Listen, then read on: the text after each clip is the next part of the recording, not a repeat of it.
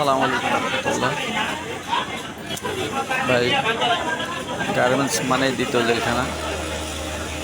যেহেতু আমরা সকাল 8টায় জাস্ট টাইমে ঢুকি, বের হই রাত 8টায়।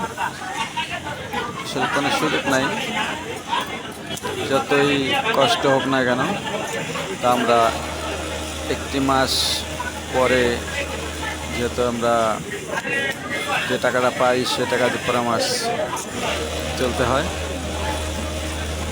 এই জন্য আমরা অনেক কষ্ট করে কাজ করি। জানি যে দেশে অনেক মানুষ চিন্তা করে, কি ভাবে আমাদের নিয়ে, আসলে ওরা কত শান্তিতে থাকে ঢাকা যায়। বিশেষ করে মা বাবা ভাবে আমার ছেলেটা গার্মেন্টসে চাকরি করে, কিন্তু আমার কষ্ট আমি বলতে পারি না কেউকে। আমার কষ্ট বুকের মধ্যে চাপায় রেখে আমরা কাজ করি। আসলে সবাই